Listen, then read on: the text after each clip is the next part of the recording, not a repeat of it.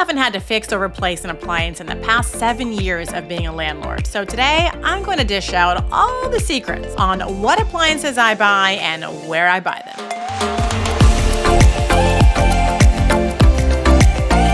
Hey there, and welcome back to Brick by Brick Wealth. My name is Casey Franchini, and I teach aspiring real estate investors how to buy their very first rental property successfully. It's going to cost you anywhere from $75 to $500 and up to have an appliance repairman come out to fix an appliance at your rental property. And when your cash flow is not thousands of dollars every month, that's going to suck up your cash flow super fast. Appliances are expensive, and if you don't want your tenants breaking them left and right, leaving you to foot the bill, it's really important that you select appliances that are durable and cost-effective. Besides the cost of fixing appliances, we want our tenants to be happy. We don't want to put in crappy materials and have cheap labor so that we have to keep fixing things over and over again, because that's just going to make our tenants super mad at us. They're going to leave early, and then we're going to have a vacancy, have to fix up the property even more, and it just increases our expenses. We're here to make money, so we need to make sure that we're doing all the things we can to minimize expenses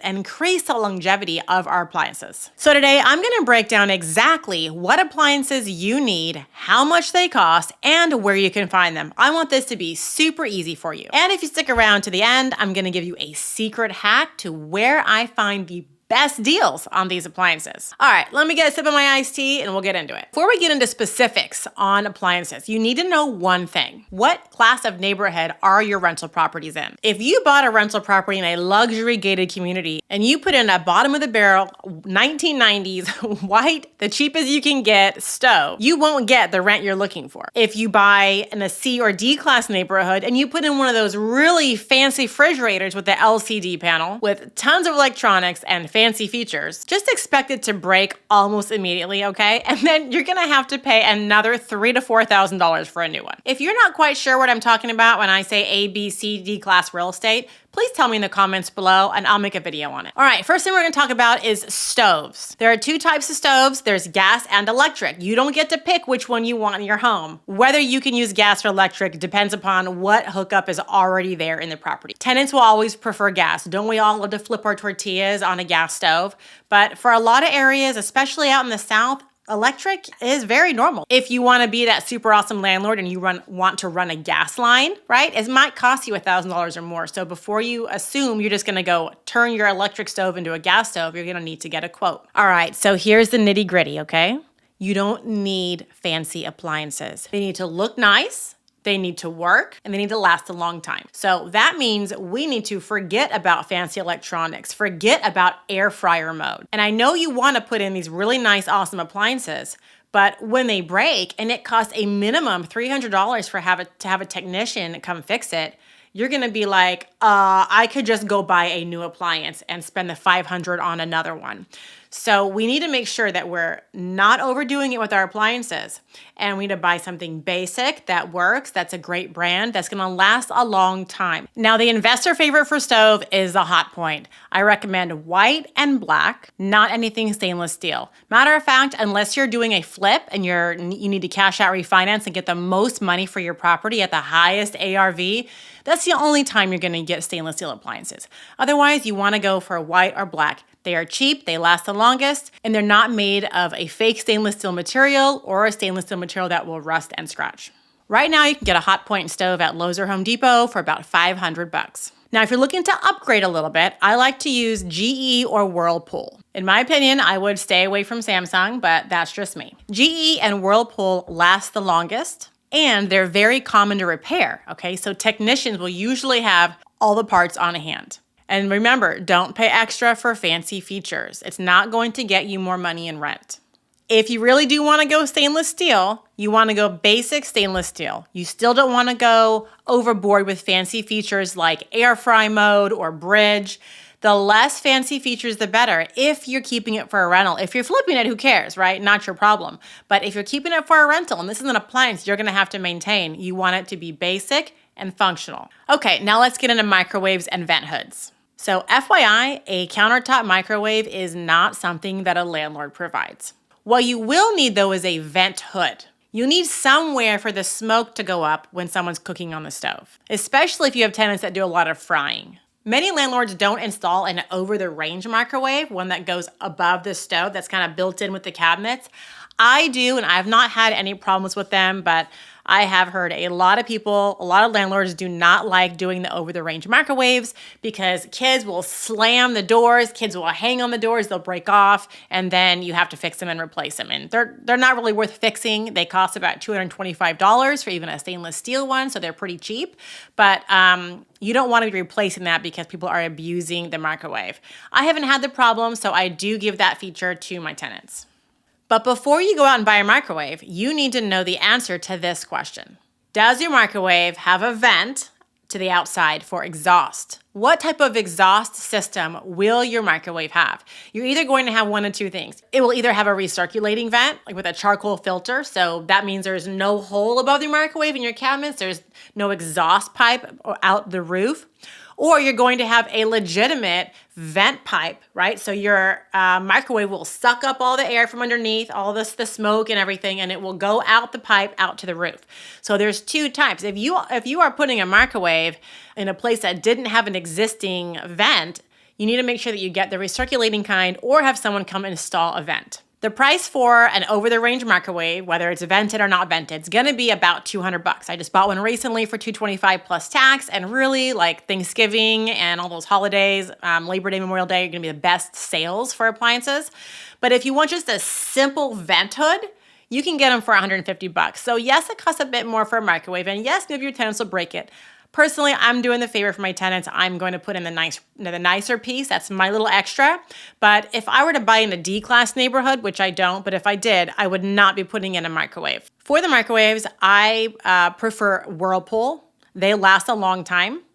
And again, repair technicians have the parts to fix them. The last time I replaced a microwave was 12 years ago, and it was a Whirlpool microwave that had died, and it was 12 years old, and I bought another one. So I love Whirlpool. To me, I think it's a fantastic brand. Now, if you do have a microwave and you're gonna put one in your rental, you need to educate your tenants on how to use a microwave. I know, like, that sounds stupid for me to even say that, but you have to tell them not to slam the doors. You have to tell them not to hang on the doors. You have to tell them that if something like that breaks, that it's going to be on them to fix it. And you can put verbiage like that in the lease agreement. All right, dishwashers. Dishwashers are a really hot topic with real estate investors. You may have seen properties for sale, rentals, and they have the dishwasher hole covered up with a piece of painted plywood. I personally think that that's rude. I would not do that to my tenants. And so if there's a hole for a dishwasher, I'm putting in a dishwasher. If there's no hole for a dishwasher when I buy the house, I'm not going to redo the entire kitchen just to put in a dishwasher. Now, if I'm remodeling the kitchen, right, and I'm burring it or I'm flipping it or whatever, I'm going to make sure I put a dishwasher. Even if I have to have an electrician come out and set up a new outlet for it or whatever, dishwashers, people will look for them. A dishwasher, to me, is a strong selling point for a property because in these lower priced homes, like the houses below the median in the $60,000 to $200,000 price range, a lot of these older homes, 1950s or so, and if you're in the Midwest, maybe early 1900s, they weren't built with dishwashers. They didn't have dishwashers. So when you put a dishwasher, and it's like, oh, I mean, I've had tenants say, Casey, I never even had a dishwasher before. This is so great. And they love it. And they take care of their dishwasher. You know, as a landlord, I like to do a little extra for my tenants. So like I said, if the property comes with a dishwasher, it comes with a hole for the dishwasher, I'm not going to board it up. So when it comes to dishwashers, they all work, okay? And remember when I said about stoves and everything else? The least amount of features, the better. The less electronics, the better. So you don't want bottle washers and all these fancy features in your dishwasher because if you're responsible for maintaining the appliances and they break, well, now you've got to fix it. There's two different categories when it comes to what you want to look for in your dishwasher. One of the categories is the interior plastic or stainless steel. So when you open up your dishwasher and you look inside, is the interior, plastic or is it stainless steel? The stainless steel ones cost more, but plastic is just fine. Another one, I guess there's three. Another one is if it comes with a garbage disposal inside. So some dishwashers have a filter, like a food, because people will put food, dirty plates with stuck on food in the dishwasher. Well, where does it go? It's not chunks aren't going to go down the drain. It's going to go one of two places. Either your dishwasher has an interior grinding motor that's like a disposal that's going to grind it up and shoot it out, those ones cost more. Or there's dishwashers that have a filter. And every, so often, a couple months or so, you have to unscrew the filter and dump out the debris and rinse it out. So the less features, the better, but you need to know what the categories are for these different levels of price points for dishwashers. And the third point is the decibel rating, the level. We've all heard dishwashers that are insanely loud, okay? And you may be sitting on your couch like, oh, don't turn the dishwasher on until we go to bed because it's so loud. So you want dishwashers that are under 52 decibels, okay? That would be the quiet rating. Now, those ones cost more. The lower in the number you go, if you get a 42 decibel dishwasher, it's gonna be more expensive. Now, if this is a rental property, remember what we talked about, less features. We want it to work and work well. We don't need to pay extra for an ultra quiet dishwasher. They can deal with a 52 decibel dishwasher. My go-to dishwasher is the Amana or the Frigidaire. You can get really nice ones for under $400, and Hotpoint also has dishwashers. They come in black and white and even stainless steel. Now, if it were me, I want all of my appliances to match. So if you're gonna buy all new appliances, I probably wouldn't buy a stainless steel dishwasher because it's the same price as the white one, but then get white appliances. Really, they should all match in my opinion. All right, so now we're gonna talk about the heart of the kitchen, refrigerators. Now, this advice that I'm about to give you is going to vary market by market.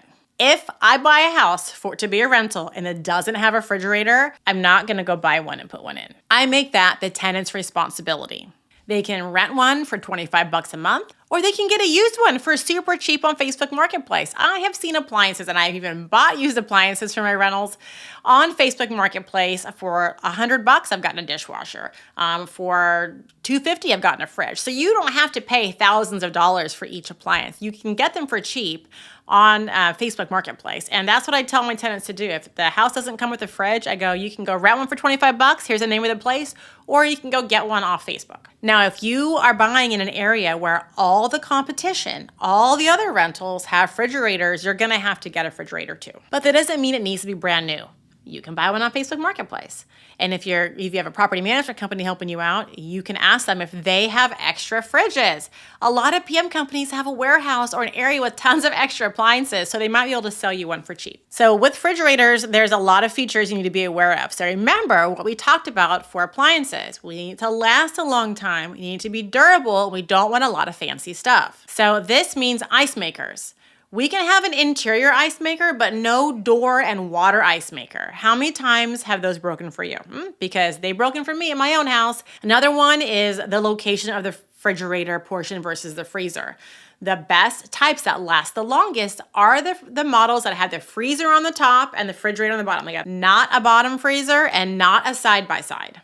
Brands like LG and Samsung, they're fancy, and they break. Stick with tried and true brands like Frigidaire and Whirlpool. And if you can get a freezer without even an ice maker, just a fridge freezer combo, that's it.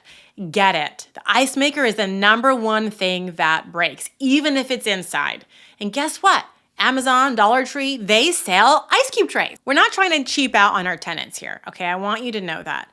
But what we do want is for them to be happy. We don't want things to be constantly breaking, so they're constantly having to call in repair requests, because that's just going to damage your relationship between you and your tenant. You want quality, reliable appliances that will last, so you don't have to hear from them about maintenance requests.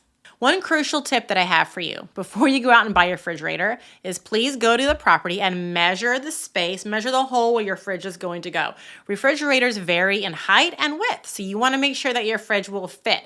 A lot of times the width is going to be fine, but the height is going to be an issue. All right, our last category is the laundry machines. In the world of real estate and rental properties, a laundry room with a washing machine and a dryer is a huge plus because not a lot of tenants carry those things around with them. For top load washers, Speed Queen is the way to go. But guess what? Speed Queen is expensive and Speed Queen is commercial. So you're not going to be buying one of those for your residential property. If you have a fourplex and you've got a bunch of units in the basement, then by all means, go spend the money and buy a Speed Queen. It is absolutely the gold standard for washing machines and dryers, and you can get them coin op and make some money too. Otherwise, you can find some wash machines and some dryers on a Facebook Marketplace, Craigslist, you name it. And going that route is going to get you an appliance that's a fraction of the cost than buying them brand new at Home Depot or Lowe's. But if you're going out, here's another tip.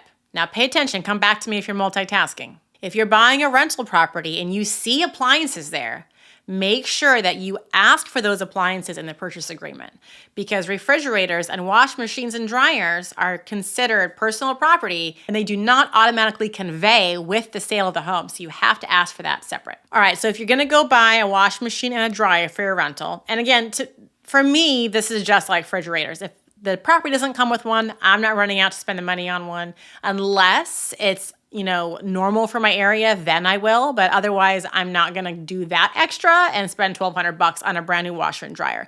But if you are going to do that, I'd go with Whirlpool and GE. And even, I'll say this one, even LG. I have had our wash machine and dryer is LG. It's lasted a really long time and it's done well. I wouldn't get a refrigerator, but I would buy an LG washing machine and dryer again. One of the features that you're gonna have to decide between with a wash machine and dryer is it a front load or top load?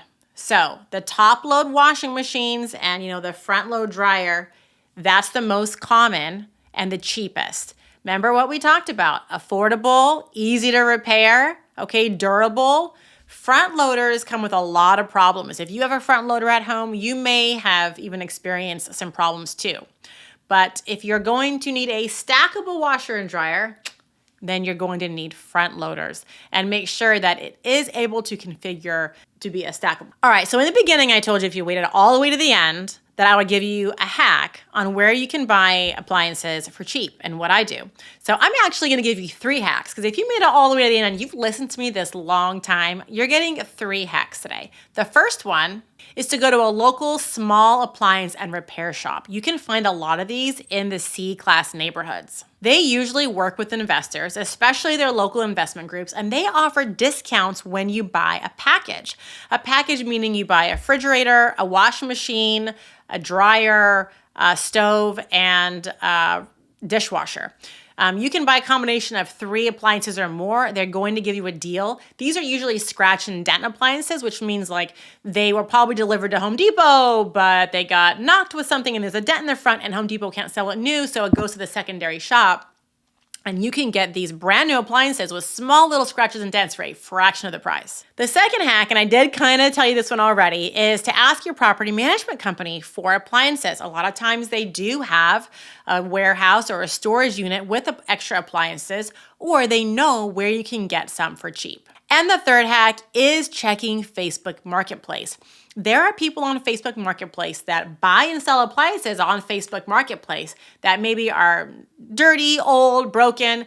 Then they will fix them up and they will resell them. So I look for those people on Facebook Marketplace because they have a brand image online on Facebook Marketplace to sell appliances that work. I would be a bit reluctant to buy an appliance from some rando on Facebook Marketplace that's just trying to get rid of their XYZ. I would rather buy an appliance on Facebook Marketplace from Jimbo's appliance, place out of whatever city near me. And I know that he's gonna sell me something that works because that's what he does for a living. I just saw a really nice washing machine from this guy. His name wasn't really Jimbo, but it was $75. It looked brand spanking new, you guys, and it was stainless steel. So take that versus spending $400 to $500 or $600 on one at the store. I hope you guys enjoyed this video. I hope you learned a lot. I hope you took a lot of notes. You're gonna need this video in the future when you buy your first or next rental property. So please be sure to save this video to your favorites, like the video, subscribe to my channel if you haven't already, and ring the bell so you can be notified when I put out amazing, awesome content like this. And do you have recommendations for certain appliances? I would love to hear them. Please put them in the comments below. And until next time, keep building your wealth brick by brick.